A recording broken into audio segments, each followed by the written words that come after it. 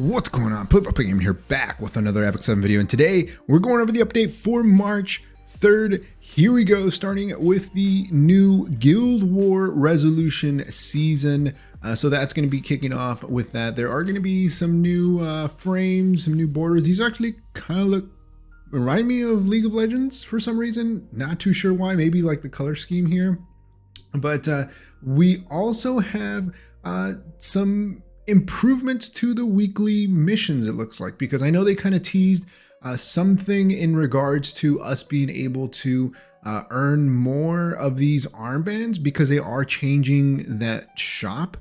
So we'll see if we get anything like that. But it looks like we'll be able to have some UI improvements as well. Donation page will be changed. So we'll see how that works. But you know, I'm all for more rewards. So there's that. We are getting episode 4, chapter 4 finally. I feel like they should have released this maybe like 2 months ago. But there's just been so many new units that they've been pumping out. We'll be able to go in, farm. I wonder if we're going to get any gear from this one. No, it looks like we'll just get 1 mola and transmit stone from this, so it's not too bad, I guess. But with that, we are going to be getting Verdant Adin, and this is going to be Adin's awakening. So with chapter 4, she will be getting her awakening, and she looks kind of cool. Honestly, I actually like Adin for some reason. I think she looks pretty cool. She's getting a new animation. She looks older as well, more mature, right? In her progress to becoming the strongest, I'm assuming. I'm not too sure how that's gonna work, but her skills look kind of decent too. You know, she is a free unit, so anytime they give us the ability to get any free unit, and as you're completing chapter 4, you'll be able to complete the awakening, which you should do, definitely. Why not? It is a free unit. I think in the end, she is going to be pretty strong, and I think she's going to look really different. Here she looks, like I said, a lot older, so maybe she's already gone through training some with the Sword of Morning, or Sword of the Morning, or Sword of Summer Twilight, whichever one of the swords it is. I'm pretty sure she's gonna do a lot better in PvE. And along with that, we are getting week 2 of the Game of Princess. So this one, you know, I'm not too sure how to feel about this one. I feel like it's a lot of clicking through. I've been trying to keep up with the story, but is it just me, or is it difficult to understand what's going on? I guess because of the clue thing. But I mean, I think the rewards are fine so far. We're getting a lot of this friendship points, so yeah, it's fine, I guess. And I don't necessarily know that you can lose, or I guess you can lose, but you're kind of forced to pick the right dialogue. I tried to pick the wrong one, and I think that in the previous one, Ervalen just like clapped me for whatever reason. I guess because I picked the wrong. Yeah, okay, there you go. Attack is increased by 100% greatly because if you choose the wrong decision, there we go. That's why. So they kind of force you to choose the right one, which, I mean, it's not a choose your own adventure if they force you to choose only one, right? That doesn't really make any sense. But we'll be able to get the Empress along with some more catalysts and some Mola seeds. Along with that, we are getting Vigilant Leader Glenn. So Glenn is going to be receiving a new specialty change. He looks kind of cool. His gun is improved. He has this little hologram in the back. He has this little ribbon triangles behind him. The new skill disables the limiter, granting increased attack and critical hit chance to the caster for 2 turns, grants an extra turn. His skill animation, it's okay. I think for a specialty change, I'm not too sure if I would still use him. I mean, he does get Gab, and now he gets a 50% crit chance increase. It's gonna let us build him a lot easier because we don't need 50 crit, right? So 50 crit, you can pump into attack, crit damage and speed. I know one of his biggest things when he first came out, he is an Earth Ranger, is that he has like a one-shot potential, I think. He has like one-shot potential, but his stats were so low that it was so difficult to really put him where he needed to be stat-wise for him to one-shot. And if you were able to, you had insane gear. And so now with that 50 crit, I think it'll make it easier for him to be built. But again, it's a lot of stuff that you have to build, and I don't know if I would prioritize him over any other unit right now. I mean, I guess if you really like Glenn, his runes increases attack by 15%, health by 10%, dual attack chance by 2%. He has a 100 chance to dispel 1 debuff from himself, so he has like a partial cleanse, increases hit chance, and increases hit chance of all allies. So he has a 15% hit chance increase, so there's that as well. Like on the misses, on the violets, it's not a 20, but it's a 15, which is something. After using quickfire, increases combat readiness by 15%. When attacking an ice elemental enemy that is not an elite or boss monster, increases damage dealt by 25%. When an enemy is defeated by precise attack, has a 100% chance to extend the caster's buffs by 1 turn.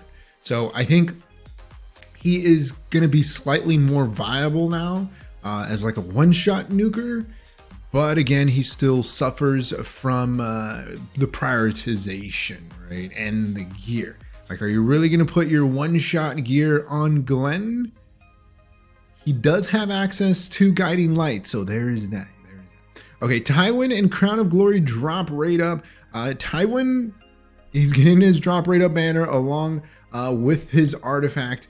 We are also getting the Book of Memories, So the Roses May Bloom update. You'll be able to go in, buy this So the Roses May Bloom. This is like, I think, one of the first side stories, Valentine's side stories that they released.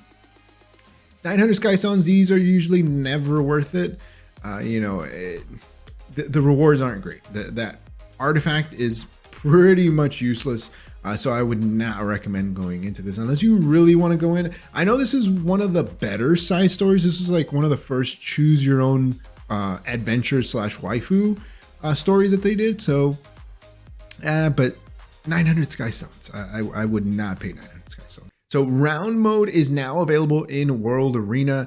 It looks like you can set up a single, best of 3, or best of 5, which is kind of cool. I guess if you're hosting lobbies and you just want to be able to go through a few rounds instead of having to manually do it. I think that's kind of interesting. After the first round, the player who lost the round will select the pick for the next round.